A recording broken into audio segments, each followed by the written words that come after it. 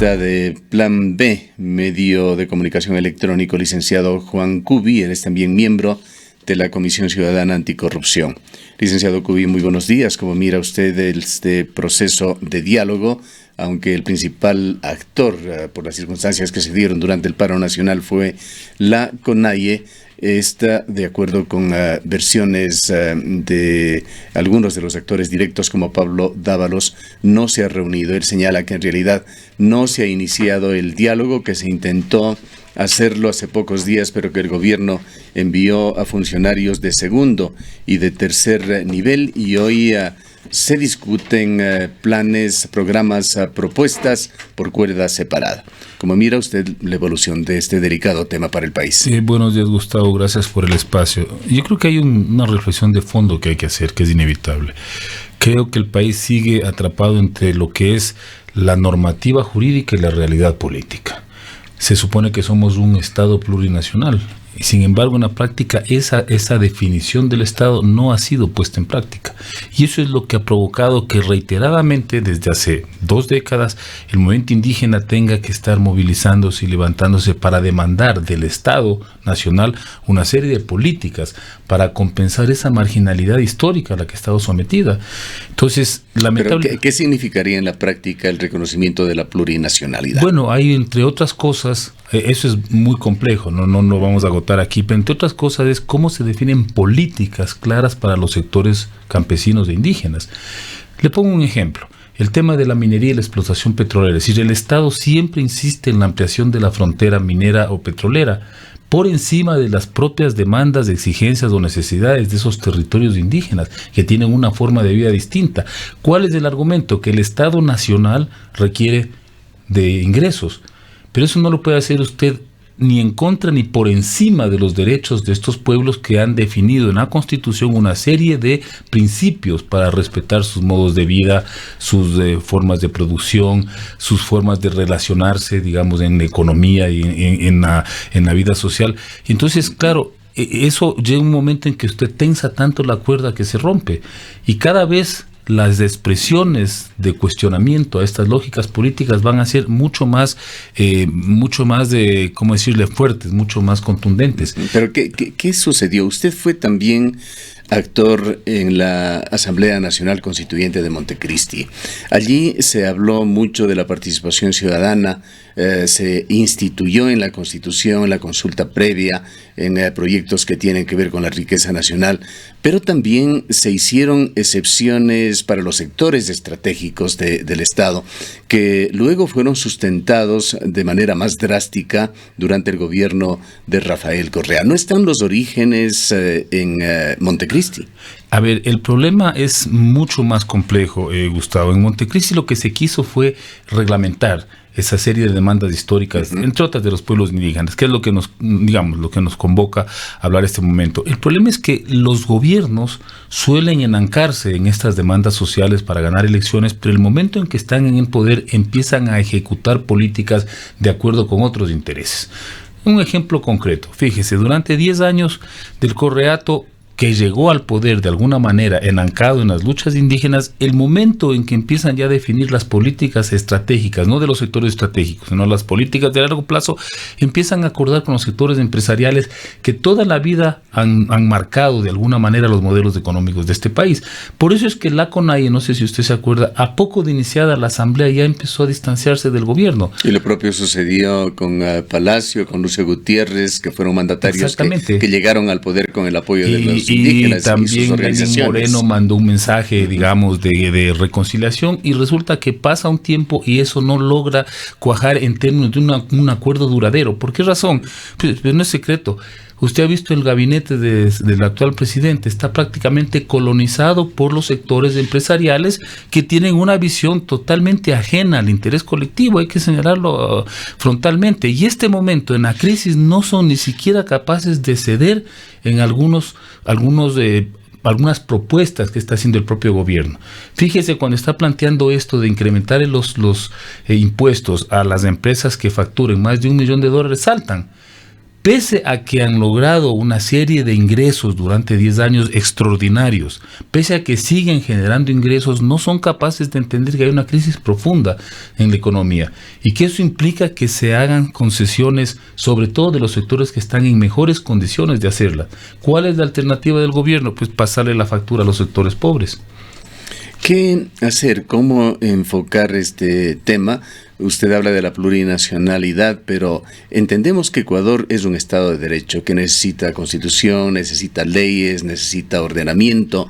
No está el señor Jaime Vargas en concreto con su discurso desvirtuando un tanto las cosas, pues en más de una ocasión le escuchamos un discurso en el cual aparentemente él considera que los sectores indígenas, particularmente a los que él representa, son un estado aparte. A ver, yo he seguido un poco las declaraciones del señor Vargas. Hay algunos desabruptos en efecto, que él los ha aclarado debidamente. Y él en los últimos... Pero los dice de una manera que no necesita mayor interpretación. Sí. Él intenta aclarar. Sí, pero no se olvide que la CONAIE no es una unidad monolítica. Hay una serie de sectores históricos, por ejemplo, dirigentes históricos que entran y dicen, a ver, un momento, ese no es la idea de la plurinacionalidad, esa no es la idea de un Estado donde conviven diferentes nacionalidades. Lo ha dicho más de un dirigente histórico. El tema central es el siguiente: ¿cómo resolvemos el tema de esos derechos ancestrales dentro de este marco que se llama Ecuador? Eso es lo fundamental. Y ahí es donde yo veo que existen una serie, digamos, de bloqueos históricos. La posición de las élites, voy a señalarlas con nombre y apellido, las élites guayaquileñas empresariales que las representa el señor el abogado Nebot. ¿Cuál fue la respuesta que tuvo él en el medio del paro? Vuélvanse al páramo. Es decir, déjenos a nosotros vivir en una burbuja. Quédense en el páramo, me parece, fue lo que dijo cuando le preguntaban que qué va a hacer con respecto a los indígenas que pretendían llegar a Guayaquil. Así es. Exactamente. Fue lapidario para él. Obvio, porque salió toda esa concepción, digamos, segregacionista, no hay otra palabra. Es decir, déjennos vivir en esta burbuja que es Guayaquil y ustedes dedíquense a vendernos papitas de zanahorias, ¿no? Ese es el gran problema. Es decir, todavía no entendemos que 1,5 millones de los que están más o menos, digamos, catalogados como indígenas en este país, son una fuerza no solamente social, son una fuerza política. Es decir, están demandando unos derechos que interpelan la constitución del propio Estado ecuatoriano. Entonces, luego de 500 años de marginalidad, de sometimiento a la pobreza, estos sectores, usted no puede esperar pues que tranquilamente decidan admitir una realidad que les condena prácticamente a vivir en la pobreza por generaciones. Ese es el tema central. Ahora, ¿cómo salimos de este entrampamiento? Yo veo que mientras no exista una decisión democrática frente a lo que implica en un modelo económico que garantice oportunidades para todos los sectores marginados, que no son solo los indígenas, los jóvenes urbanos están en la misma situación, es muy difícil salir de este bloqueo político. Pero aparentemente el debate que se inició, el diálogo que se inició el pasado 13 de octubre está tomando un giro totalmente diferente. Lo que se entendió, lo que entendimos la mayoría de ecuatorianos, era que se llegaba a una tregua en la cual quizá en una pulsación de fuerza se decidió al final desistir del decreto 883 para generar otro, en el cual se contemplaba la elevación del precio de los combustibles, pero de una manera focalizada, para no afectar a los sectores más vulnerables del país. La situación es totalmente diferente al momento. Si tomamos textualmente las declaraciones de Pablo Dávalos, él señala que no está en planes y que ellos no van a endosar ningún tipo de incremento en el precio de los combustibles, además de una negativa a varios de los puntos que se tenían sobreentendidos, habían sido de alguna manera aceptados o consensuados en ese momento, como por ejemplo la necesidad de que hayan correctivos económicos porque el país está en una gravísima crisis en las finanzas del Estado. Pablo Dávalos dice, no hay tal crisis, nos están mintiendo y pedimos que se transparenten las cuentas. Es decir, se están poniendo en una posición, no puedo encontrar otro término, de intransigencia. A ver, usted sabe que en las negociaciones, Gustavo, cualquier negociación, siempre las partes tienden como que a posicionar un más para posiciones luego... extremas, quizá. No extremas, sino un más. Optimizan sus demandas para luego entrar. Y yo creo que de lado y lado está sucediendo eso, ¿no? Porque el gobierno dice lo mismo. A ver, nosotros estamos hablando con 60 sectores. Ustedes son uno más. Y no es tan real. Lo extremo fue el 883. Sí. Creo que el gobierno ya en una posición más extrema no eso puede ya ponerse. ya fue extralimitarse, ¿no? En sus funciones políticas, ¿no? Dice, tenemos 60, ustedes son uno más. Y no es tan real, porque de todas maneras el sector que se agrupa alrededor de la CONAIE es un sector tremendamente no solo fuerte, sino representativo en este país. No puede ser tratado como puede usted tratarle, qué sé yo, a una asociación de pequeños comerciantes. No tiene el mismo peso político, ¿sí? Yo creo que hay que esperar, hay que tener paciencia en esto, porque si no nos arriesgamos a generar, digamos, un proceso de convulsión tremendamente peligroso. La CONAIE está este momento trabajando una propuesta y ha señalado que la va a hacer pública en los próximos días y se la va a presentar a Naciones Unidas como un insumo para ahí sí entrar a debatir sobre elementos concretos. Y le digo esto ¿por qué? Porque uno de los argumentos que esgrimido los sectores que cuestionan el paro es que no existen propuestas alternativas. Recuerda, siempre decían, ustedes se oponen al decreto 883, pero no dicen cómo van a salir de la crisis. Y lo que yo entiendo, y esto lo digo porque la CONAIE viene trabajando hace mucho tiempo en este asunto, es más, tengo de buenas fuentes directas, conocimiento de que han estado consultando con economistas para ver cuál puede ser una propuesta que nos permita salir de la crisis fiscal sin descargar digamos, la responsabilidad o el peso de la crisis de los sectores populares. Lo venía haciendo hace varios meses. Esperemos a ver qué plantean, para frente a eso ver qué dice el gobierno del resultado de estos diálogos que dice que ha tenido con estos otros sectores. Y a mí me parece que en función de eso, teniendo dos propuestas medianamente estructuradas, es más factible entrar a dialogar, porque entonces usted dialoga sobre puntos concretos. Ese es un tema. El otro tema es el debate político, Gustavo, y eso no puede ser obviado. Es el tema de cómo se va a viabilizar en la práctica un Estado plurinacional. Hablan también, y esto lo han hecho en forma reiterada, sobre todo en esta última semana, de que la propuesta de la CONAIE implicará también la adopción, como propuesta, por supuesto, de un nuevo modelo económico. ¿A qué se referirán? Es indiscutible que Lenín Moreno ha caminado hacia un modelo neoliberal. Usted ha hablado de los empresarios que le rodean, de quienes integran su gabinete, de las decisiones que ha ido tomando en la marcha, su alejamiento de los países bolivarianos, etcétera, etcétera, y su acercamiento con otros países del mundo, como sus cercanas relaciones con los Estados Unidos, que las ha ido cultivando. ¿Qué podemos hablar como modelos económicos alternativos, anticipándonos un poco hacia dónde va la propuesta de la CONAIE? Mire, solo para señalarle un aspecto, yo no me metería en Honduras porque es algo que desconozco, hay que dejar que sea la CONAIE quien formule esta propuesta, pero mire, ¿qué es lo que sostuvo durante años la CONAIE durante el Correato? Decían, ¿dónde están las políticas para el sector agrícola? ¿Te recuerda? Y una de las insistencias fue que había una concentración de la inversión pública en ciertos sectores de punta, en ciertos sectores más bien articulados a la economía mundial, y se dejó de lado la inversión del Estado en los sectores rurales, ¿no? Se hablaba, tengo la cifra todavía, hubo un año en que el presupuesto del Ministerio de Agricultura alcanzó $300 millones, que era el 1% de los 30 y pico de mil millones del presupuesto general del Estado. Y decían, señores, pero ¿cómo vamos a cambiar la matriz productiva si no estamos invirtiendo en esos sectores que son los que alimentan este país, en esos sectores pequeños que son los que mayores empleos generan? Eso, por ejemplo, es un enfoque totalmente distinto. Es decir, si usted saca el dinero de invertir en una cantidad de mega obras, además innecesarias como las hidroeléctricas, ¿sí?, que sabemos ahora que han sido, digamos, sobredimensionadas con sobreprecios. Si usted ese dinero desperdiciado lo habría utilizado en generar políticas agrícolas, solo le estoy señalando un elemento, Gustavo, habría podido impedir totalmente esta convulsión nacional. Porque usted ve si el sector rural, no solo indígena, el sector campesino, sigue padeciendo la marginalidad, no puede usted esperar otra cosa que una respuesta y un estallido social, porque son sectores que se están empobreciendo. Eso, por ejemplo, marcaría ya una visión totalmente distinta de lo que implica una política pública, una política económica. ¿Cuánto se alejaría lo que usted sugiere a aquello expresado por Osvaldo Hurtado en una entrevista que lo ha publicado Cuatro Pelagatos, en la cual él hace alusión a la reforma agraria, señalando que algún tipo de reforma agraria tendría que volver a hacerse? Pero una reforma hace una exhortación a explotar la tierra en el marco de una economía de mercado que genere riqueza y que favorezca desde allí a los pueblos indígenas. A ver, yo solo considero en que se necesita una reforma agraria, pero integral. No las reformas agrarias parciales que siempre se hizo en este país. Uno, que es el tema no solo de la tierra, del tema del agua y el tema de la inversión estatal.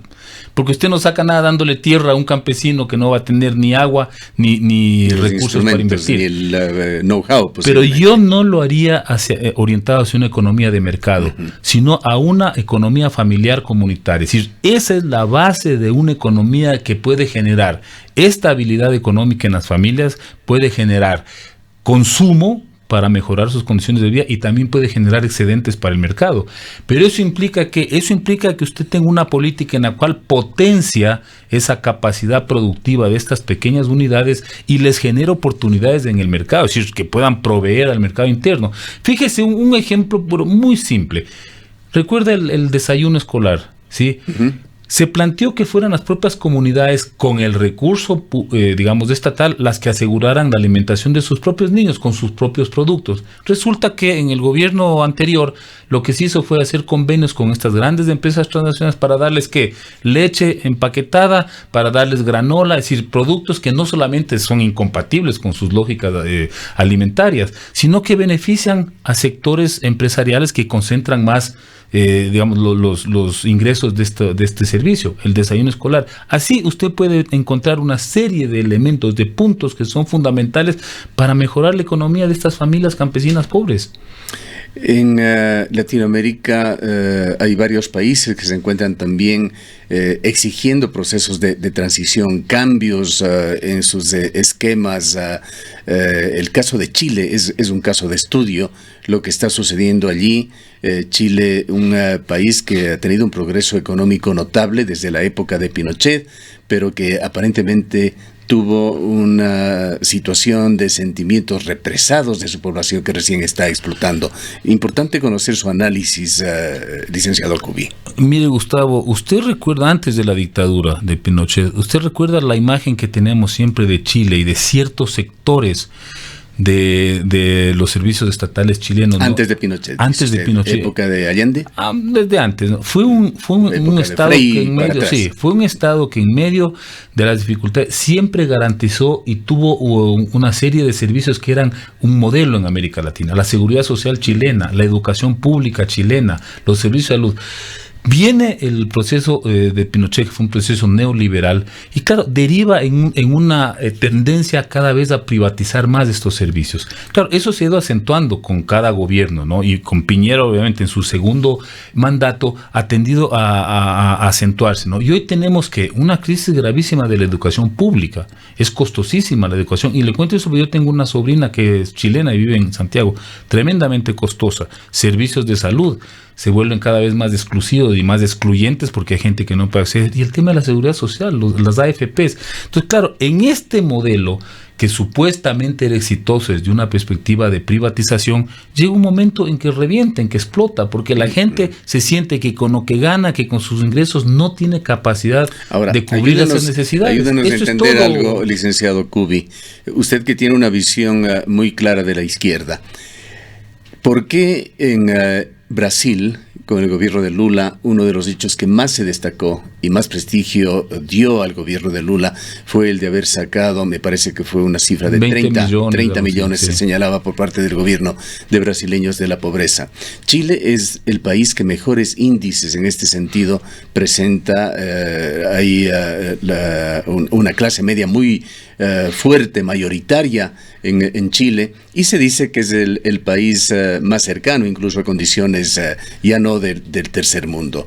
¿Por qué este sistema en el cual se toma como referente la cantidad de gente que ha salido de los límites de la pobreza es importante en Brasil y no es importante en Chile?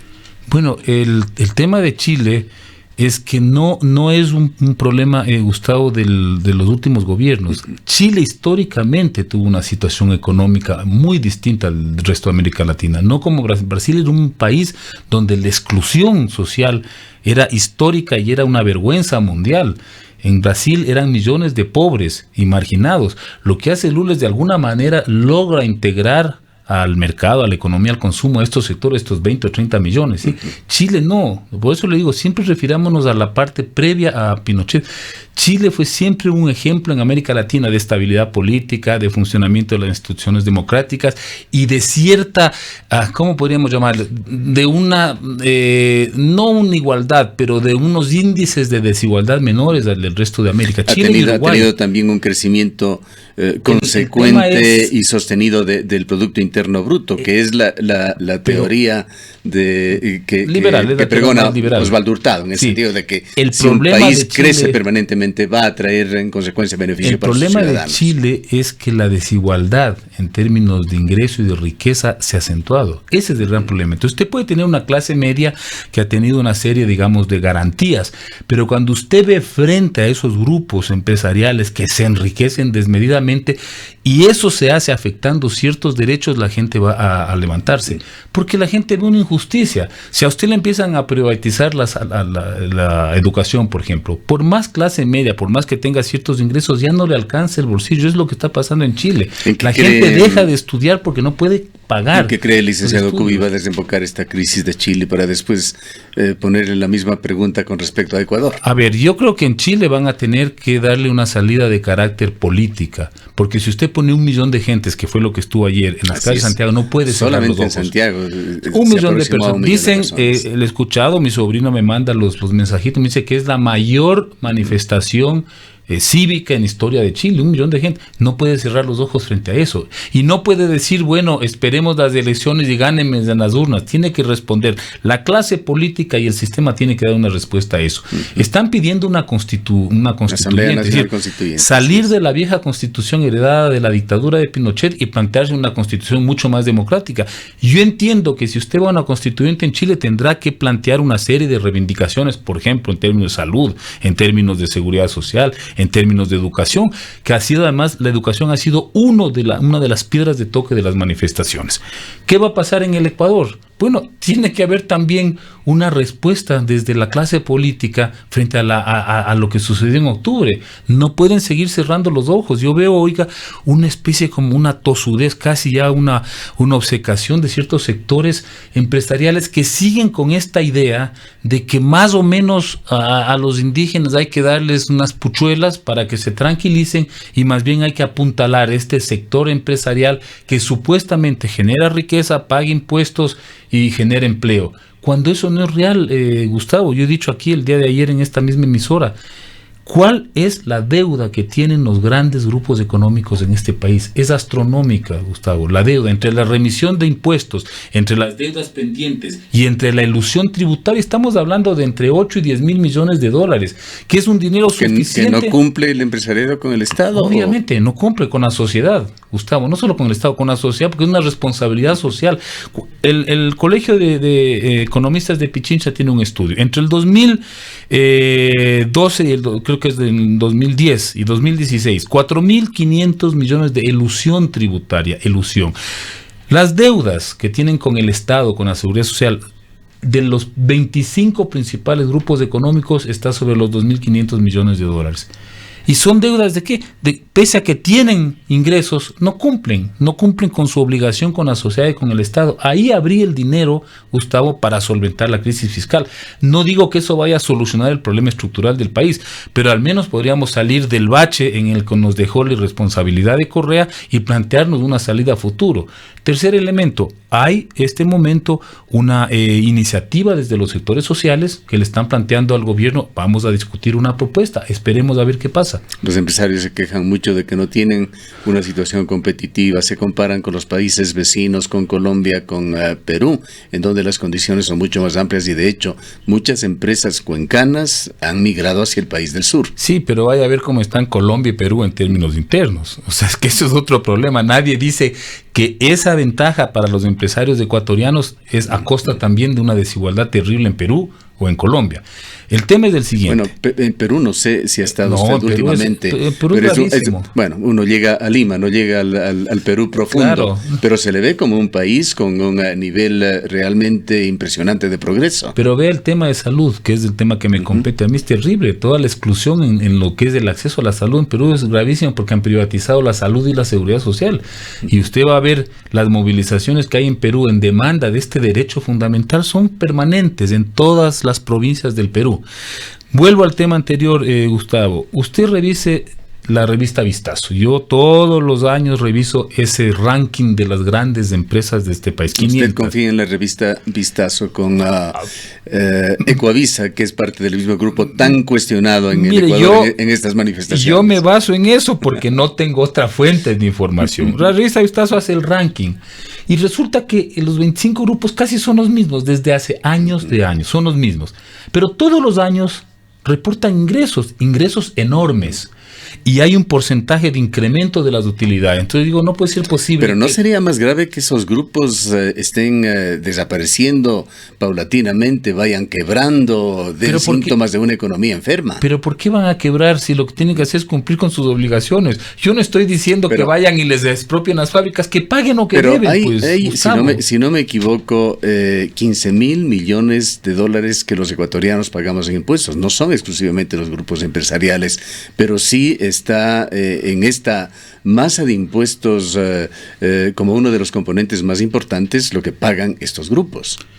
Bueno, no es que no pagan nada. No, pero el tema es que a usted y a mí no nos aceptan una deuda. Yo cada que me atraso, yo pago mis impuestos mensuales. Hay veces en que me paso 2 o 3 días por algún error.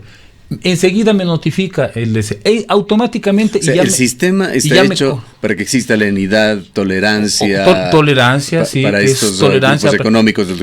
Eso es de elevación, o digamos, el incumplimiento, la mora y la ilusión, o sea, todas esas formas tramposas para evitar el pago de impuestos.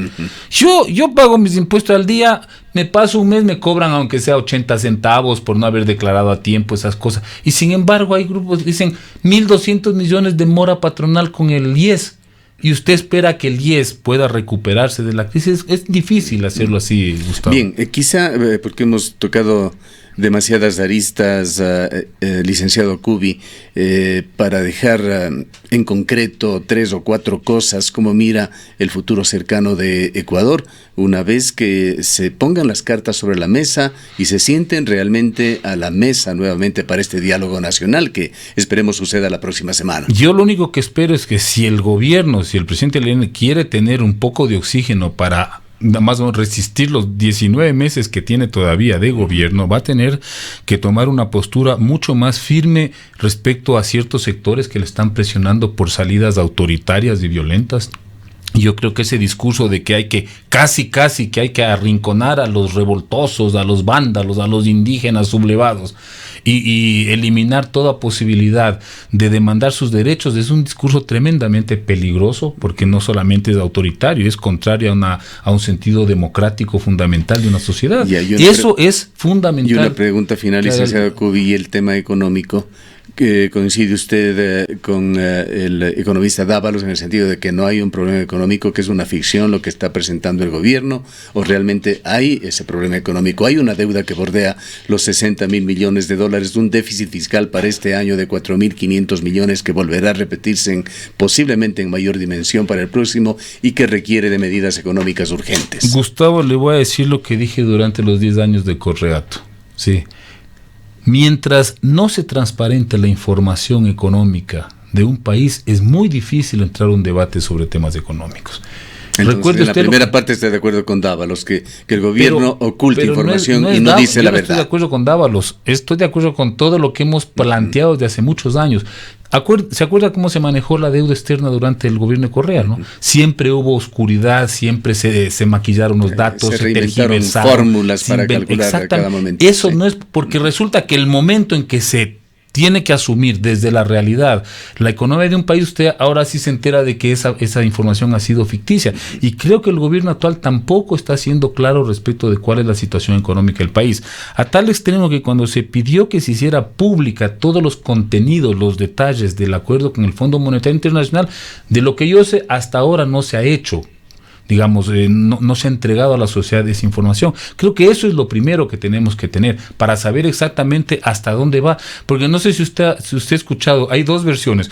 Unos dicen que si no se aprueba el decreto 883 se cae la dolarización, y del otro lado dicen lo mismo, que si se aprueba el 883 se cae la dolarización. No se puede jugar con esa ambigüedad. Yo creo que tiene que haber claridad, transparencia en información, y a partir de ahí entrar en un debate serio. Y le toca esta transparencia fundamentalmente al gobierno. Pero es que es el que maneja los datos oficiales, Gustavo. Gracias por su presencia, licenciado Cubi. Licenciado Juan Cubi es miembro de la Comisión Anticorrupción, articulista de Plan B.